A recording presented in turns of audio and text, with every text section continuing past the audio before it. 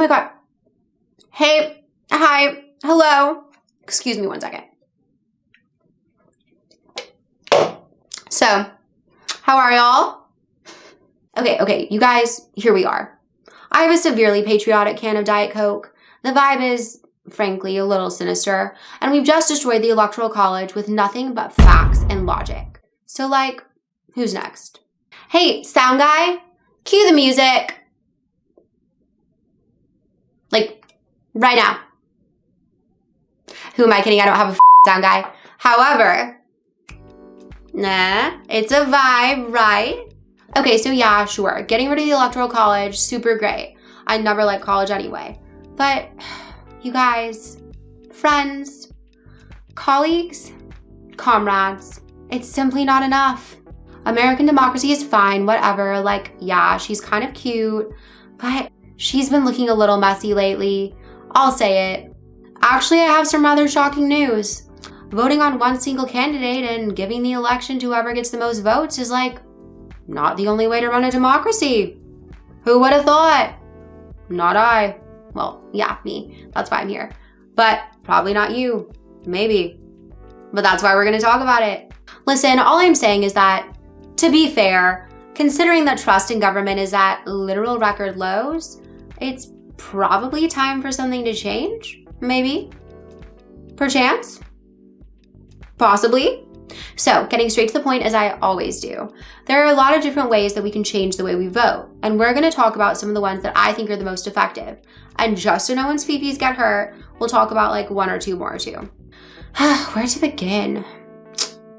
Who am I kidding? I wouldn't be a Z-list YouTube political commentator if we didn't start by centering everything around America.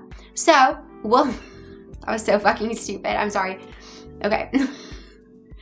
We're going to start with first past the post is what the joke was like trying to convey here. So first past the post, or for the intellectuals out there, FPTP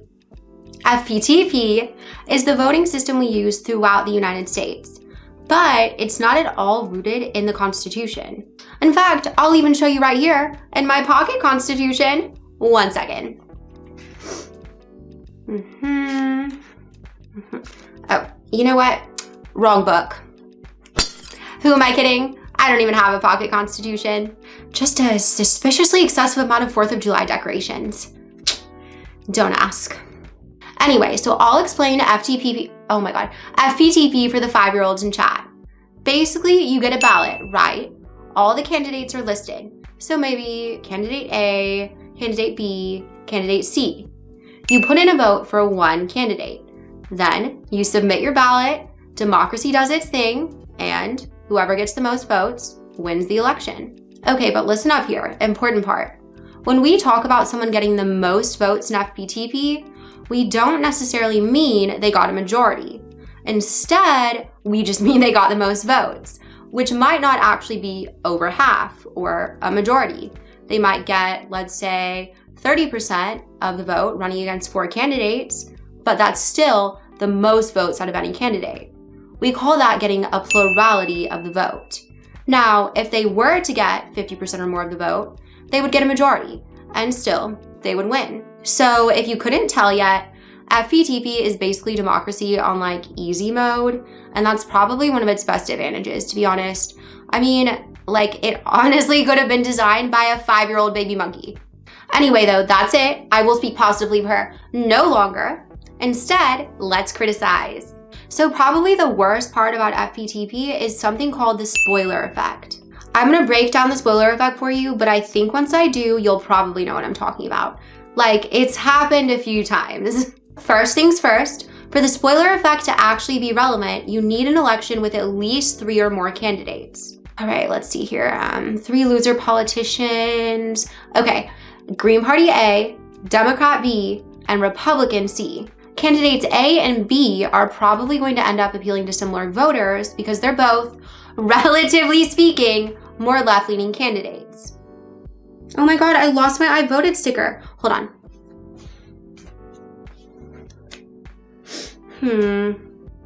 What are y'all thinking? I'm just fucking around. God. So obviously candidate A is like not gonna win because they ran on a Green Party ticket, which is like certainly a choice. I mean, y'all, what's next? Running on a CPUSA ticket? Sure, sweaty. So because of candidate A's, how shall I say, radical liberal tendencies, they potentially made it impossible for candidate B, the Democrat, to win the election. That is, they take some of the votes. This is because the Green Party candidate will again appeal to some of the same voters that the Democrat appeals to, probably their more left-leaning voter base.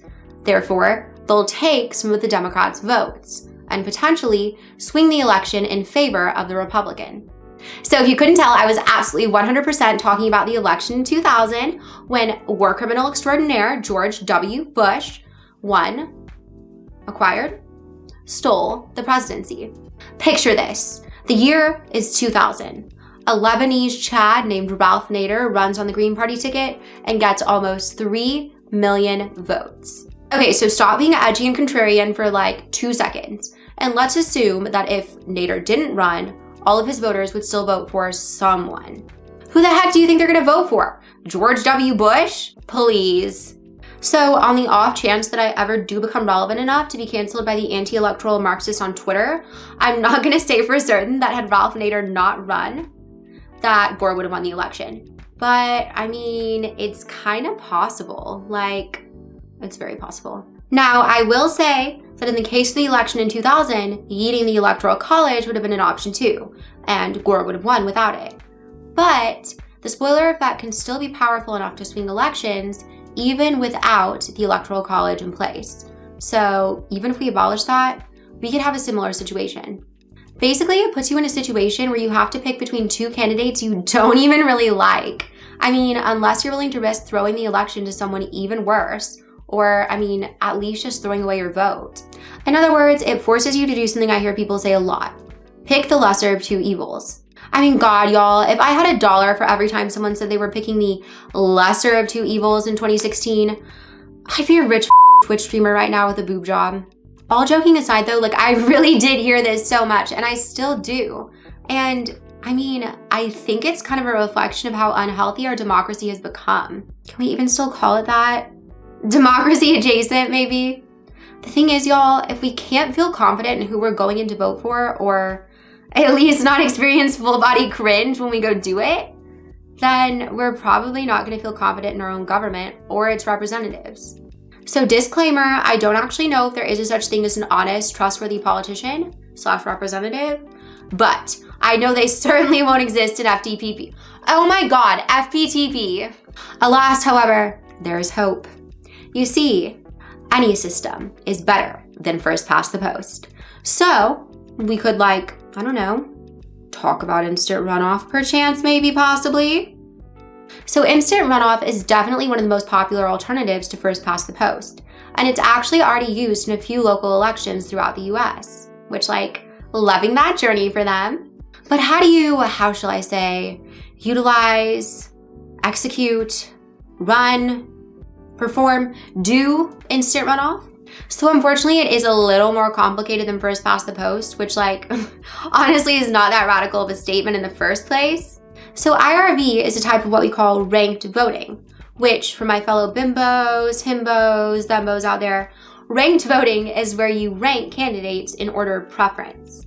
So in an IRV system, just like in FPTP, you'll get your ballot, but instead of voting on just one candidate, you'll rank your candidates. So for instance, I might rank Donald Trump clone 3.1 as my top candidate, Donald Trump clone 2.4 as my second candidate, and then maybe finally Donald Trump clone 2.0 as my third. However, in a first past the post system, I mean, obviously I would simply just vote for, what did I say? Donald Trump clone 3.4? That's the one. Okay, so you rank your candidates, democracy does its thing. If anyone wins a majority of first preferences, then they win the election. Now remember that a majority is 50% or more, not whatever, just whoever got the most votes, right? Like you have to actually meet the majority threshold for the IRV election to end and for you to win.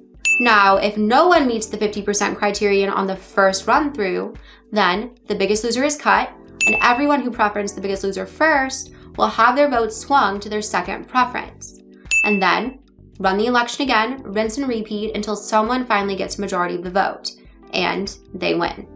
All right, going back to our clown election, let's say that the same losers are running. And in our IRV election, let's say that someone ranks the Green Party first, Democrat second, and what's the other one? Republican third, because that's what I would have done. So that's what we're going with. So if the Democrat gets 50% or more of the votes, then they win. If they don't, and the Green Party gets cut, then my votes will go to the Democrat when they go run off against the Republican. In other words, my vote doesn't get wasted. And by me voting on the Green Party candidate, I can be assured that my vote will still count for something, even if they lose. Oh my God, you guys, did we just beat the spoiler effect? Well, I mean, I guess that's it. I mean, I guess, well, let me just pick my stuff up. Cut the cameras, dead ass. No, I'm just fucking kidding. We've actually created another problem, Sweaty. So instant runoff voting doesn't always meet something called the monotonicity criterion. A voting system is said to meet the monotonicity criterion when you can't help a candidate by ranking them lower or hurt a candidate by ranking them higher. I'm not gonna lie, this part's gonna be a little tricky, but we're gonna use numbers to break it down. In other words, I'm afraid we need to use math. Let's say the Democrat gets 35 votes, the Republican gets 33 votes, and the Green Party gets 32 votes. Next, let's assume that most of the Green Party voters preference the Democrat second and Republican last. So at this point, the Green Party is going to get cut, the Democrat will go against the Republican in the runoff election, and with any extra votes they get from all those Green Party voters, they're going to win. But just because we're wild, let's say that some of those Republican voters preference the Democrat first and Republican second instead of the other way around. We love that journey, right? I mean, personally for me, nothing makes me more excited than an ex-Republican narrative. Like the Democrat got more popular, now they'll absolutely win. It's simply logical. And we're nothing on this channel, if not factual and logical. So yeah, no, let's assume that only 2 of the Republican voters switched to preferencing the Democrat first and Republican second. That is, only 2 Republicans switched to ranking the Democrat first and Republican second, and most of the remaining rank Republican first and Green Party second. That would put us with the Democrat at 37 votes, the Republican Party at 31 votes, and the Green Party still at 32 votes. Basically, now the Republican is eliminated and the Democrat faces a runoff with the Green Party. Meaning, the Green Party is now at her full power level when the Democrat faces off against her in the runoff, and she wins. Essentially, our Democrat lost because they got more popular, or at least more first preferences. I mean, can you simply imagine? So yeah, I know, I'm aware that a Green Party candidate winning over a Democrat is probably not that big of a tragedy. Well, except for the time Roseanne Barr ran on a Green Party ticket, but that's another story. But again, it's not really the parties that matter here. It's what happened. The Democrat lost because they got more popular. I mean, that's just about as bad as the spoiler effect. When we move the votes over just a little bit, it's enough to entirely swing the election to the loser in the first simulation. So on top of this major negative, IRV is also more complicated than FPTP. So we end up with a system that has just about as big of a flaw as FPTP, but now people can't even understand it. There are other ways that you can count IRV and do it a little bit differently, but none of them actually solve the issue that we just talked about. Now, I do want to be clear, IRV is still a better system than FPTP, and if you ever have the option to vote on switching to an IRV system, I encourage you to do it. But I think there are 2 other systems that, I don't know, they're kind of doing it for me. By that I mean approval and score voting. Approval voting is where you approve of every candidate you want to, and whoever gets approved of the most wins the election. So any candidate you think would be an appropriate choice for office, I would probably approve of, well, probably not many people.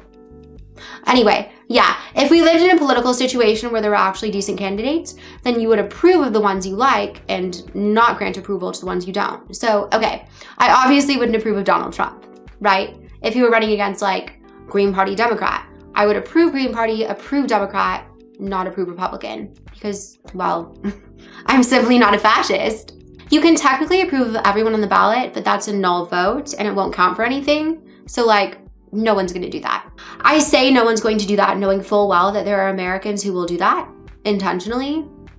But again, their problem, not the voting systems. Score voting is kind of similar to approval voting, but instead of approving of every candidate you like, you'll score them. And this could be on like any scale. I think pretty common is maybe around 4, 5.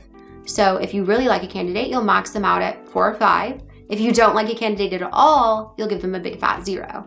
So part of the reason why I like approval and score voting so much is they're immune to some of the problems we talked about with IRV and FVTP. But that is not to say that they are without flaw. So technically it is possible in these systems for someone to be the majority of people's first choice, but not win the election. Which sounds really bad, right? We call this not meeting the majority criterion. But is this really a flaw? And I know what you're saying, like, yes, Zoe, this is obviously a flaw, but bear with me. So these systems fail to meet the majority criterion when we're in a situation where we have a candidate who is extremely polarizing. That means we need a candidate who's going to appeal to enough people to be a majority of people's technical first choice, but, since approval voting doesn't show preference, also not be approved of by the most people on the ballot. Donald Trump, anyone? Well, that's cutting him too much slack. He never won a majority. But if he were actually as popular as he thought he was, Donald Trump, anyone? So I can hear you guys right now. Zoe, we haven't been working on the Westworld clone of Karl Marx for decades now to prevent a polarizing candidate from taking office. And you're right, we probably won't put Karl Marx's Westworld clone in office under these systems. Well, not for a while anyway. But it would also make it more difficult to put Trump or someone like him in office again. Like, you guys, think about the political shift. We could get to a point where the most conservative people in our society are like blue dog Democrats instead of unhinged Republicans. Well, and from there. So jokes aside, there is one more thing we need to talk about. With either approval or score voting, it's possible for people to do something called bullet voting. When people bullet vote, they're only approving of or scoring one candidate, even though these systems allow you to approve of or score multiple candidates. In the case of approval voting, this means only approving of one candidate, while in the case of score voting, this means giving one candidate the max score and not scoring anyone else. So obviously this is going to complicate things. And to be fair, a lot of strategic voters do make a voting system less fair and less balanced. But there's always a but.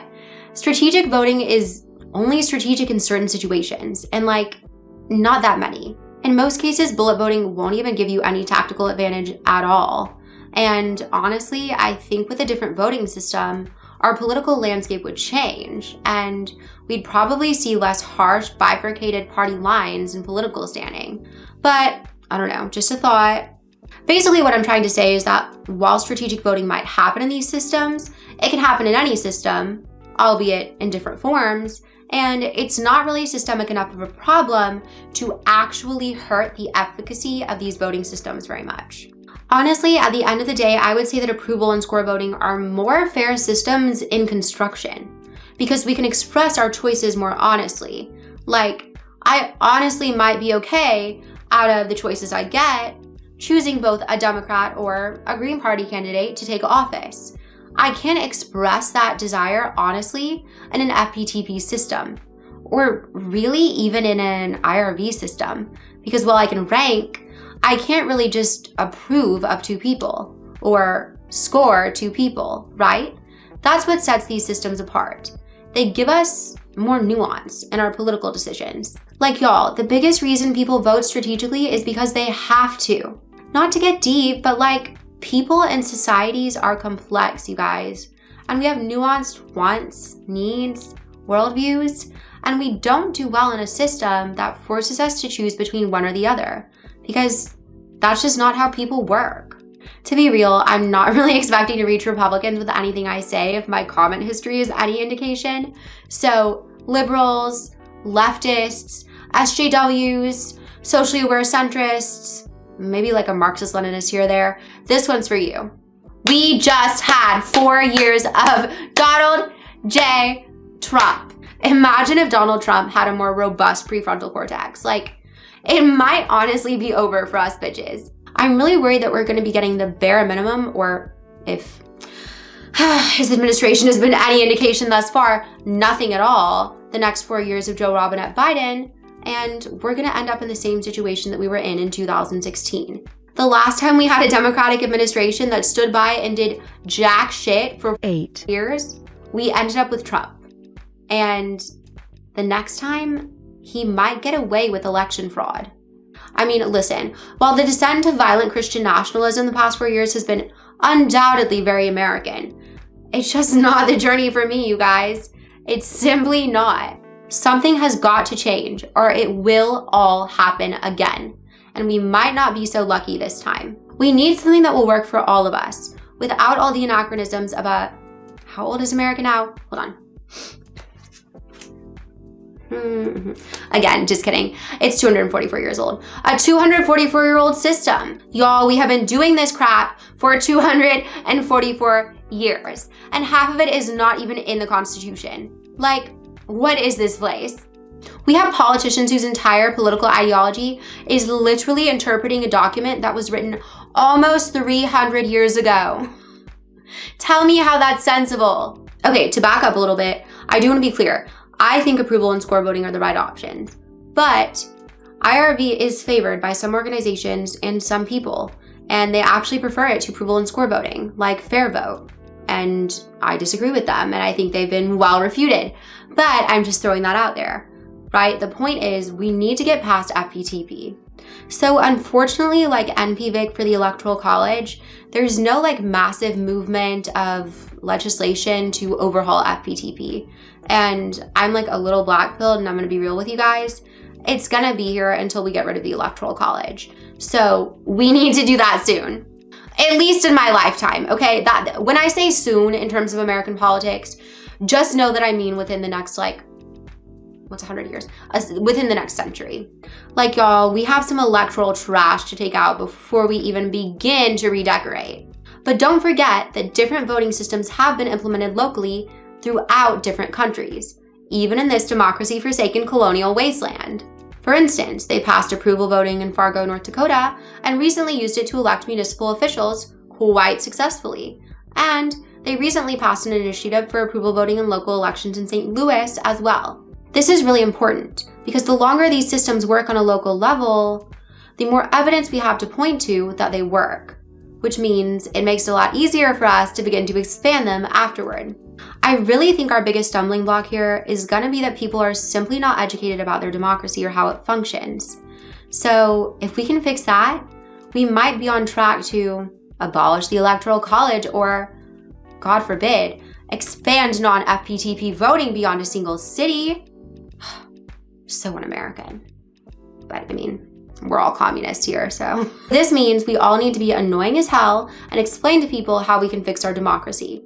And if something finally does come our way in terms of legislation, we haul ass to the polls and we use FPTP to, ironically, abolish FPTP. And then we carry out our insidious leftist agenda to guarantee healthcare and food and shelter and housing.